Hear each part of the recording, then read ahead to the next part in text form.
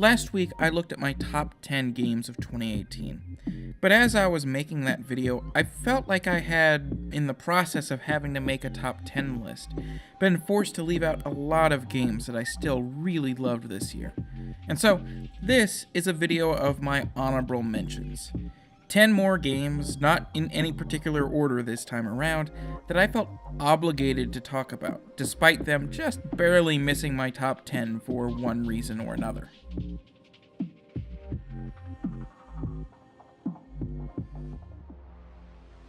To put it quite bluntly, I never expected to like a Call of Duty game again quite as much as I've been enjoying Black Ops 4.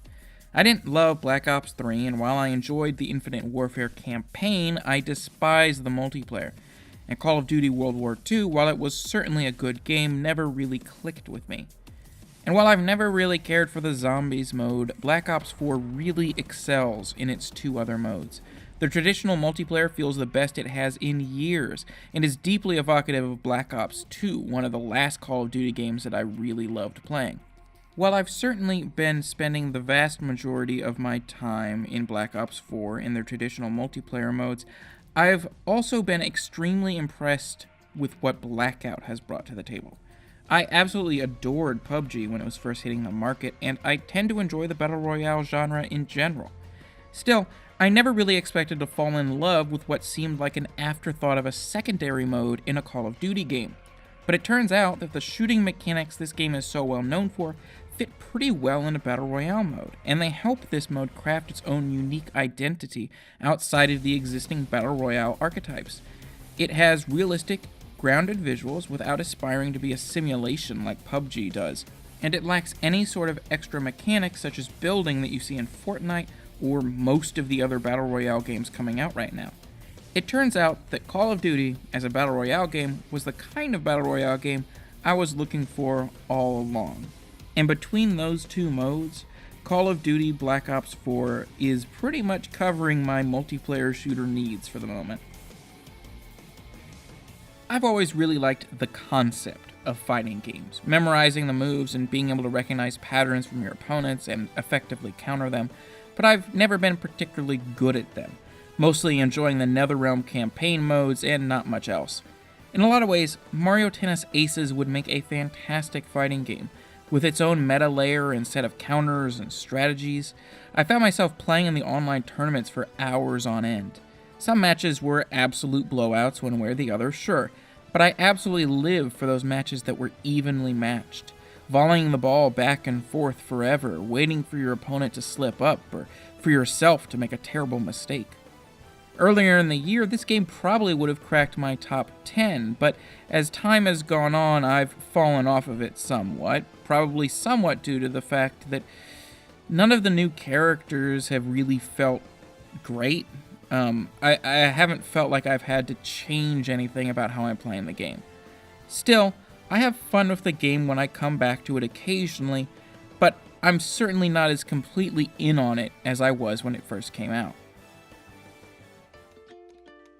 I think the reason Donut County ended up really connecting with me is because it's the game that came the closest to just being pure, unfiltered joy.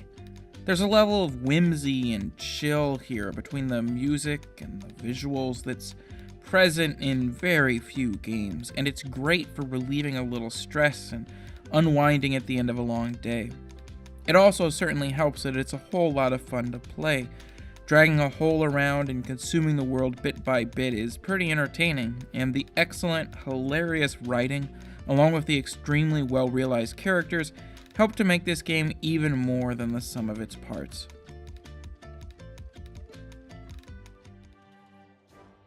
Until this year, I've really struggled to get into Monster Hunter games. I would, for some indecipherable reason, buy just about every new Monster Hunter game that came out on the 3DS, get really excited about playing it for the first few hours, and then quickly fall off. That initial excitement in the core loop and some of the mechanics was always tempered by my hands cramping up trying to play the game on a handheld, but there were other things that usually turned me off, like the constant loading screens between areas of the map. Monster Hunter World took the things I already loved about Monster Hunter, the core grind of crafting new weapons and armor to hunt bigger and bigger monsters, And it brought the game to current generation consoles and PC, where not only have the controls drastically improved, but the game also looks absolutely fantastic. Even on my base PS4, the environments and monsters are stunning in both graphical fidelity and style. These monsters that were always kind of a blocky mess before in the 3DS versions are really brought to life. That said, I never really found a reason to get into Monster Hunter World's endgame, but I still had tons of fun before I hit that point.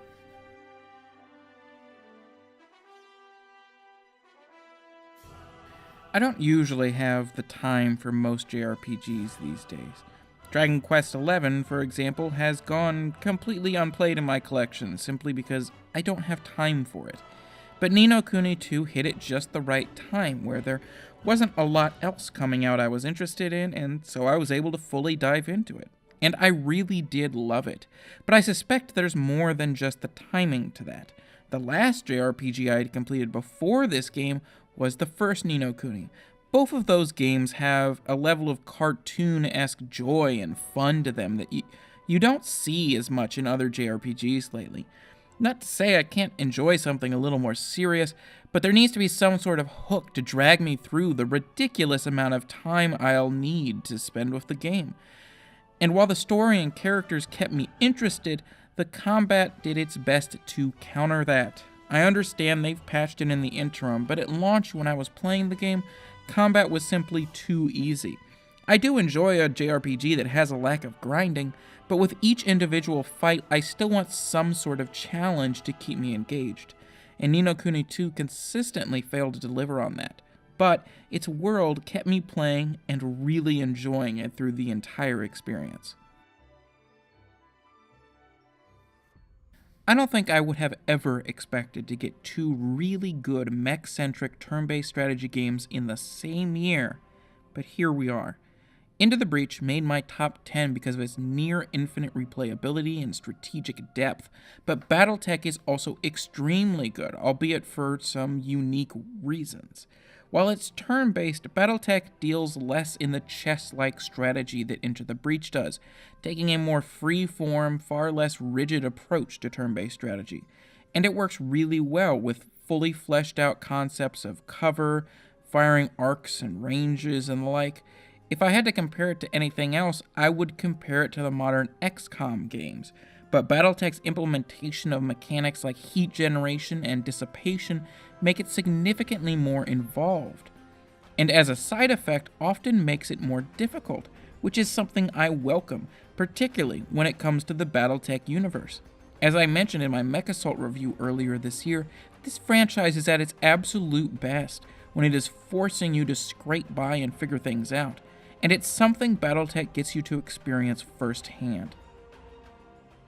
Ashen was obviously a last-minute inclusion on my list, but this game compelled me to throw myself into it so entirely that no personal end-of-year list I was going to make was going to be complete without it. While Ashen is definitely a Souls-like in a ton of ways, it also takes an approach that's pretty damn distinct from the Souls games in a few very clear ways. For starters, the game is far more optimistic in its tone than the Souls games ever have been. In Ashen, the world feels like it's getting better, not the slow decline or bottomed-out languishing that the Souls games specialize in, and Ashen's environments reflect that optimism in quite a few places, including in its characters, who give you actual quests that are actually tracked in a quest log, and they give you those quests by talking to you. That shouldn't be a mind-blowingly unique aspect of any game, but in this genre, it very much is. Still, when you delve into this game's dungeons, you do go back to that sort of darkness. You're getting into the dark heart of the world where the light hasn't quite penetrated yet, and in those portions, the game gets even darker than Souls games do, at least literally speaking, since they require constant use of a lantern in order to navigate, requiring you to sacrifice your shield or your two-handed weapon. But beyond the atmospheric differences, Ashen also makes some pretty major gameplay changes as well. The core combat remains similar with the same deliberate weapon swings and dodges, and the weapon variety is lower than I'd like it to be, but the game is far easier, which kind of makes the weapon variety not necessary. The game is easier to a point where it does feel like it might be a little excessive, at least early on. You're always accompanied by an AI companion who, through the magic of the internet, can sometimes be a real person. But these specific mechanics are where my biggest problems with Ashen lie. Early on, the AI companion is mostly just a handy person to have around that can kill enemies quickly and tank for you. But as the game goes on and gets progressively harder, the AI companion, or at least another player substituting in for that AI companion, becomes basically required as the game gets more difficult. It gets really, really hard to just take on encounters by yourself. And obviously, a requirement for the AI companion to be there doesn't account for disconnects from a multiplayer player, or the AI companion doing something dumb and flinging itself into the void. Still, while the game might start off a tad easy, and the AI companion and the mechanics surrounding the matchmaking with it can be extremely annoying at times, Ashen is probably the best, most unique Souls-like outside of the From Software family that I've played to date.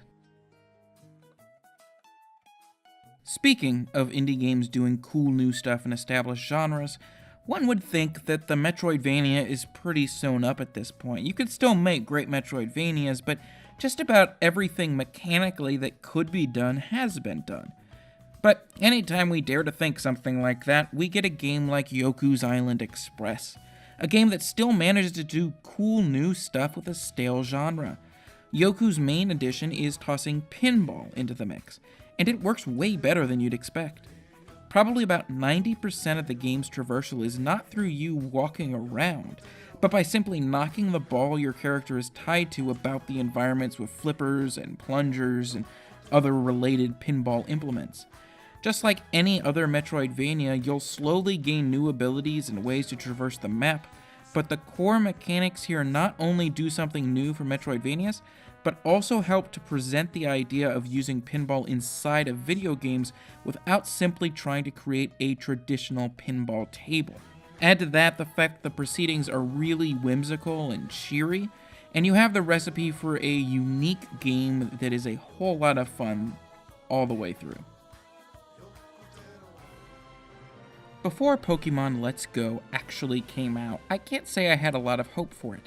Everything I had seen made the game seem like a severely stripped down version of the Pokemon RPGs built to appeal to people who had only played Pokemon Go. But after playing it, I'm willing to admit that while it is somewhat stripped down, I actually kinda like quite a few of the changes that have been made. I like that instead of having to engage in Pokemon battles almost constantly in the wild, the process of encountering and catching new Pokemon has been greatly simplified. I like that I can see those Pokemon on the overworld map with no random battles. I like that I don't need to go to the Pokemon Center every time I want to interact with my box, and the list goes on. While there are some missteps, like the inability to play the game on the TV without using the ridiculous motion control catching mechanics, forcing me to pretty much play in handheld mode all the time, overall, I really like Pokemon Let's Go. It's a simplification of the mechanics to be sure, but I think those simplifications, while in some places they do make the game a little easier, a little simpler, in a lot of places they're removing annoying tedium I grew tired of in the franchise long ago. And I think next year's Pokemon game, perhaps with a full roster and a few tweaked mechanics, could inherit a lot of the changes this game has made and make for a better end product. For a long time now, I've felt that the Spyro games were always given short shrift in discussion of 3D platformers of the era. Everyone would talk at length about Crash, and Mario, and Banjo, all of which are fantastic games, but I've always felt that for whatever reason, Spyro would get left out of those conversations completely. And I think the Reignited trilogy shows that not only did the Spyro games hold their own back then, but are just as playable now. Toys for Bob has made some incredible improvements to the visuals of the game, and they've done so while leaving the vast majority of the mechanics completely intact, despite completely remaking the game in a new engine. The Spyro games are definitely still collectathons, but they're certainly more casual collectathons than a Banjo game would be, for example. You still get the thrill of collecting all those things, with much less of the boring part of actually collecting them. And beyond that aspect, these games are still incredible, fun, and charming platformers, and the visual update will make them far more playable for a much larger number of people.